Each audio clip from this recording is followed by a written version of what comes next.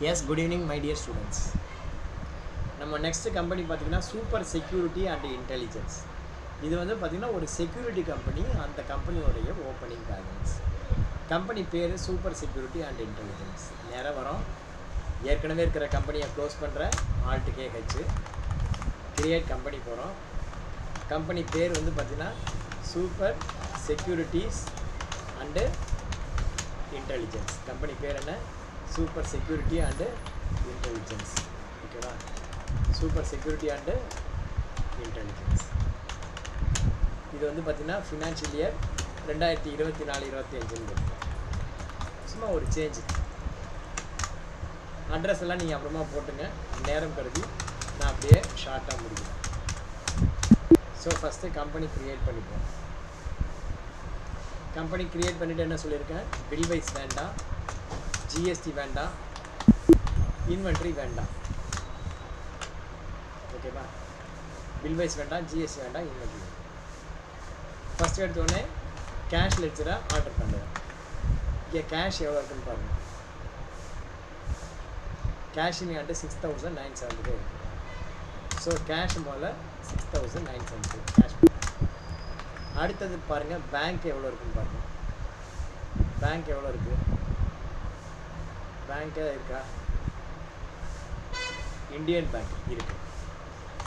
கிரியேட்டில் போய்ட்டு Indian bank, Indian bank under bank account.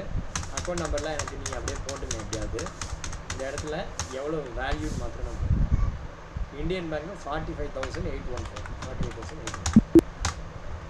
பாக்கி எல்லாம் இப்போ என்ன பண்ண போகிறோம்?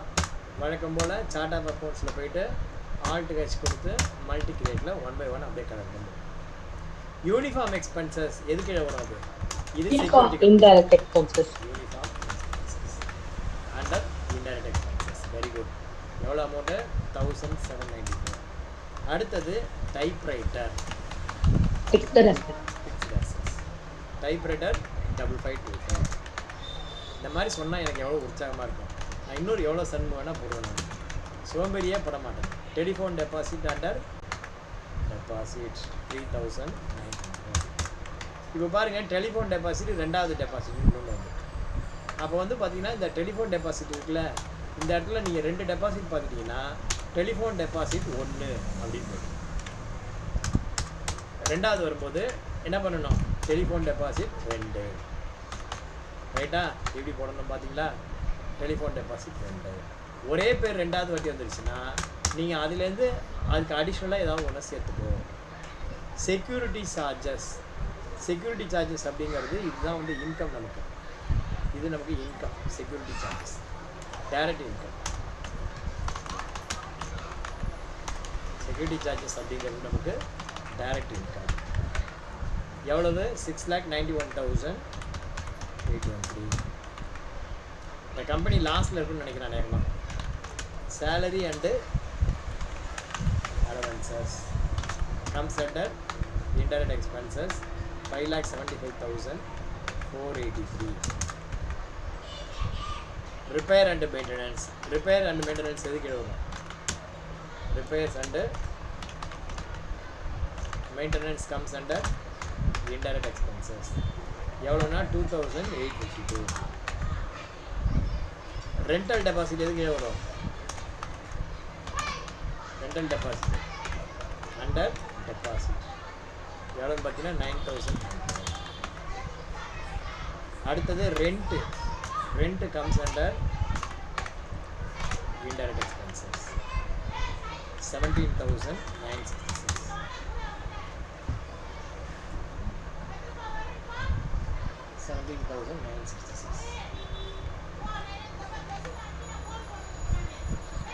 Printing and stationery.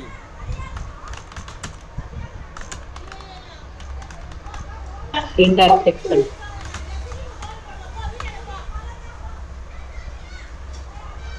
Printing and stationery 400.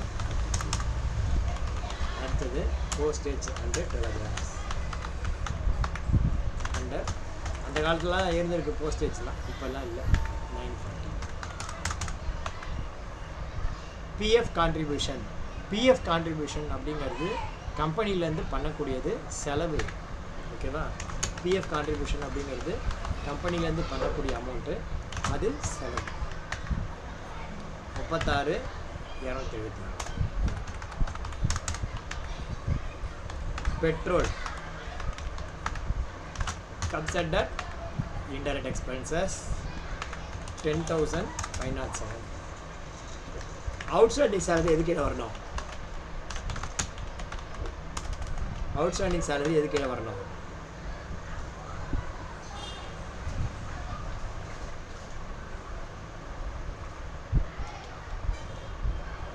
அவுட்ஸ்டாண்டிங்னாலே நீங்கள் பேயபிளாக ரிசீவபிளாக பாருங்கள். ஓகேவா? அவுட்ஸ்டாண்டிங்னு கொடுத்தாலே நீங்கள் என்ன பண்ணணும்? அது பேயபிளாக அல்லது ரிசீவபிளாக பார்க்கணும். அவுட்ஸ்டாண்டிங் சேலரினா அது பேயபிள்னு அர்த்தம், under current liability. Outstanding rent receivable அப்படின்னா அது நமக்கு இன்கம் கரண்ட் அசட்டில் போகும். ரைட்டா? ஸோ அது அவுட்ஸ்டாண்டிங்னு வந்துச்சுன்னா நீங்கள் அது பேயபிளாக ரிசீவபிளாக அப்படின்னு பாருங்கள். ஸோ அவுட்ஸ்டாண்டிங் சேலரிங்கிறது under indirect expenses, current liability.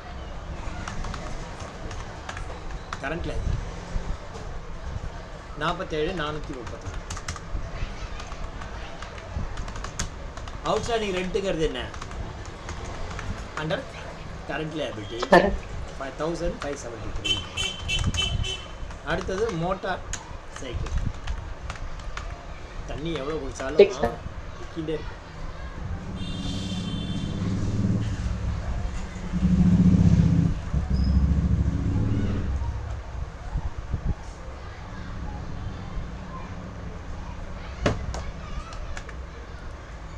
Motor cycle comes under fixed assets. எவ்வளோ அமௌண்ட்டு? 5,896. Motor car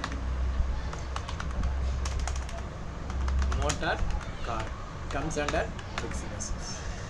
47,700.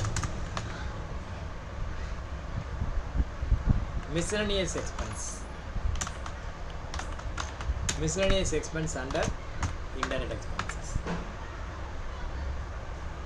4,928. assetனா தான் பேலன்ஸ் ஷீட்ல கொடுங்க.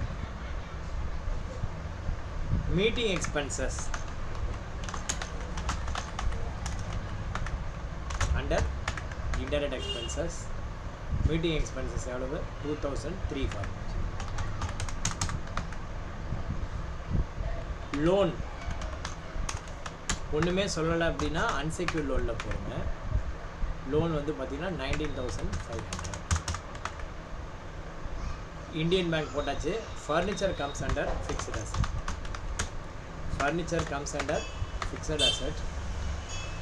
எவ்வளோன்னு பார்த்தீங்கன்னா 13,011. எக்ஸ்கிராஷியா பேமெண்ட். ஆக்சுவலாக எக்ஸ்கிராஷியா அப்படிங்கிறது என்னென்னா போனஸ் கிடையாது, போனஸுக்கு மேலே. அதாவது போனஸ்க்கும் ரெண்டுமே எம்ப்ளாயி கொடுக்குறது தான். பட் எக்ஸ்கிராஷியா அப்படின்னா சட்டப்படி ஒன்றால் கிளைம் பண்ண முடியாது. இப்போ ஒன்றும் இல்லை, ராமகிருஷ்ணா மிஷனில் நான் ஒர்க் பண்ணுறேன். போன வருஷம் எனக்கு போனஸ் கொடுத்தாங்க, இந்த வருஷமும் போனஸ் கொடுத்தாங்க. பட் அதுக்கு பேர் போனஸ்ன்னு சொல்லி கொடுத்தாங்க. உண்மையிலே அதுக்கு பேர் போனஸ் அப்படின்னா கிடையாது, எக்ஸ்கிராஷியா. போனஸ்க்கும் எக்ஸ்கிராஷியாக்கும் என்ன வித்தியாசம் அப்படின்னா, எக்ஸ்கிராஷியானா ஊக்கத்தொகை சட்டப்படி கிளைம் பண்ண முடியாது. நீங்கள் ரயில்வேல பார்த்துருக்கீங்க, போனஸ் வந்து எனக்கு 20% வேணும் அப்படின்னு, 30% வேணும் அப்படின்னு. ஆனால் இவங்க என்ன சொல்லுவாங்க, 15% தரேன், 15% இல்லை 16% தரேன், 8.33 வந்து போனஸு, பேலன்ஸு, ஊக்கத்தொகை. ஸோ அந்த எக்ஸ்கிராஷியான்னு கொடுக்குற அமௌண்ட்டை you cannot claim as a right. ரெண்டாவது, போனஸ் வந்து யாருக்கு வரும்? கவர்மெண்ட் எம்ப்ளாய்க்கு போனஸ் வராது. ஏன் கவர்மெண்ட் எம்ப்ளாய்க்கு போனஸ் வராதுன்னா, தே ஆர் ஸ்பெண்டிங் டிபார்ட்மெண்ட், செலவு பண்ணிக்கிற துறை. ஓகேவா? யாருக்கு வந்து போனஸ் வரும்னா, ரெவின்யூ எங்கே இருக்கோ அந்த டிபார்ட்மெண்ட்டில் தான் போனஸ் வரும். எம்ப்ளாயி மூலியமாக ரெவின்யூ வரணும். அதாவது எம்ப்ளாயி ஒர்க் பண்ணி அந்த ஒர்க்கு மூலியமாக ரெவின்யூ ஜெனரேட் ஆகணும். அந்த மாதிரி டிபார்ட்மெண்ட்லேருந்து தான் போனஸ் வரும். ரெவின்யூ வந்தால் தான் ரெவின்யூலேருந்து போனஸ் தரணும் அப்படின்னு போனஸ் ஆக்ட்லேயே சொல்லப்படும். ஸோ எது வந்து ரெவின்யூலேருந்து வருது அப்படின்னு பார்த்தீங்கன்னா, இபி எம்ப்ளாயி ஒர்க் பண்ணுறாங்க, ரெவின்யூ ஜெனரேட் ஆகுது. அதனால் இபி எம்ப்ளாயிக்கு போனஸ் உண்டு கவர்மெண்ட்டில். அதே மாதிரி பார்த்தீங்க அப்படின்னா டிரான்ஸ்போர்ட் கார்ப்பரேஷன் எம்ப்ளாயி ஒர்க் பண்ணுறாங்க, ப்ராஃபிட் ஏர்ன் பண்ணுறாங்க, அதுலேருந்து பார்த்தீங்கன்னா போனஸ் கொடுக்குறாங்க. டாஸ்மார்க்கு எம்ப்ளாயி ஒர்க் பண்ணுறாங்க, ஏர்ன் பண்ணுறாங்க, வருது. அதே மாதிரி ரேஷன் கடை, ஆனால் ரேஷன் கடை எம்ப்ளாய்க்கு போனஸ் கிடையாது, கருணை தொகை தான். ஓகேவா? அரசு ஊழியர்கள், ஆசிரியர்கள் அவர்களுக்கெல்லாம் கருணை தொகை தான். ஏன் அவங்களுக்கு இந்த மாதிரி கருணை தொகைன்னு தராங்க அப்படின்னு கேட்டிங்க அப்படின்னா தே are spending department. So bonus அப்படிங்கிறது எங்கே வரும்? எங்கே வந்து ஏர்னிங் இருக்கோ அங்கே தான் போனஸ் வரும். ஏர்னிங் இல்லாத இடத்துல போனஸ் தர மாட்டோம். ஓகேவா? ஏர்னிங் இல்லாத இடத்துல போனஸ். இப்போ இந்த எக்ஸ்ட்ராஷியாங்கிறது it is one of the expenditure over and above the bonus. போனஸ்க்கு மேலே கொடுக்கும். கிளியரா? ஸோ எக்ஸ்ட்ராஷியா அப்படிங்கிறது it is and indirect expenses.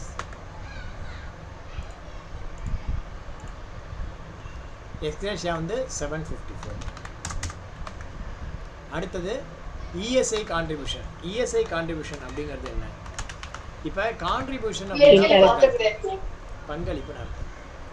ஒரு கம்பெனியில் எம்ப்ளாயி ஒர்க் பண்ணுறாங்க ஒரு 10 பேர் அப்படின்னா அவனுடைய சேலரியிலேருந்து ஒரு 12% பிஎஃப் பிடிப்பாங்க. அதே 12% எம்ப்ளாயர் முதலாளியும் கான்ட்ரிபியூட் பண்ணுவாங்க. இப்போ உனக்கு 15,000 பேசிக் அப்படின்னா அதில் 1800 பிடிப்பாங்க. முதலாளி ஒரு 1800 போட்டு 3600 கொடுப்பாங்க. அந்த முதலாளி கொடுக்குற 1600 வந்து பார்த்தீங்கன்னா கான்ட்ரிபியூஷன் வரும். உங்ககிட்ட பிடிக்கிற 1600 500 பார்த்தீங்கன்னா அது டிடக்ஷன் வரும். உங்ககிட்ட பிடிச்ச டிடக்ஷன், முதலாளி கொடுத்தா கான்ட்ரிபியூஷன். ஸோ முதலாளி கொடுக்கறதுனால அது எக்ஸ்பென்ஸ், அது சேலரி கிடையாது, எக்ஸ்பென்ஸ். ஏன் சார் இது எம்ப்ளாய்க்கு தானே கொடுக்குறோம்? அந்த சேலரின்னு சொன்னால் என்ன அப்படின்னா சேலரினா உன் கையில் கொடுத்தா தான் அது சேலரி. உனக்காக இன்னொருத்தன்ட்ட கொடுக்குறோம், நீ பின்னாடி வாங்கிக்க போகிறோம், அதனால் அது எக்ஸ்பென்ஸ். ஸோ கான்ட்ரிபியூஷன் அப்படின்னு வந்தாலே எக்ஸ்பென்ஸ் ஞாபகம். அது இஎஸ்ஐ கான்ட்ரிபியூஷன் ஆகட்டும், பிஎஃப் கான்ட்ரிபியூஷன். கான்ட்ரிபியூஷன் அப்படின்னு வந்திருந்தாலே அது வந்து என்னது? எக்ஸ்பென்ஸ். ஓகேவா? இப்போ வந்து பார்த்தீங்கன்னா இஎஸ்ஐ கான்ட்ரிபியூஷன் வந்து எக்ஸ்பென்ஸ். இஎஸ்ஐ கான்ட்ரிபியூஷன் அது கம்ஸ் அண்டர் இன்டைரக்ட் எக்ஸ்பென்ஸ். எவ்வளோ amount? 10,182. Electricity charges. Electricity charges comes under indirect expenses. 1,615. Conveyance expensive comes under indirect expenses. எவ்வளோன்னு பார்த்தீங்கன்னா 7,040. கேஷிங் அண்ட் போட்டாச்சு, கேபிட்டல் போடுறோம். Capital comes under capital account 66,892. Bank charges under bank. Bank charges under bank கிடையாது, under வந்து என்னது? Indirect expenses 416. Audit ஃபீ payable, இது வந்து current liability, ஏன்னா பேயபிள் அப்படி வந்து அதனால் அது கரண்ட் லைபிலிட்டி 2,600. ஆடிட் ஃபீன்னு மொட்டையாக கொடுத்தா அது எக்ஸ்பென்ஸ். எவ்வளோன்னு பார்த்தீங்கன்னா 1,300. என்ட்ரு கொடுத்து சேவ் பண்ணுவோம். முருகனை வேண்டிப்போம், போயிட்டு முருகா டேலி ஆகணும் அப்படின்னு சொல்லி பார்ப்போம். பேலன்ஸ் ஷீட்டு போகிறோம், டேலி ஆகிடுச்சா? டிஃப்ரென்ஸ் இன் ஓப்பனிங் பேலன்ஸ் இருக்கா? இல்லை. So that is the right answer. வாத்தியார் பரவாயில்லையா? மைக்கை வச்சுட்டே கேட்கக்கூடாது. ஸோ முதல்ல இதை கட் பண்ணுவோம்.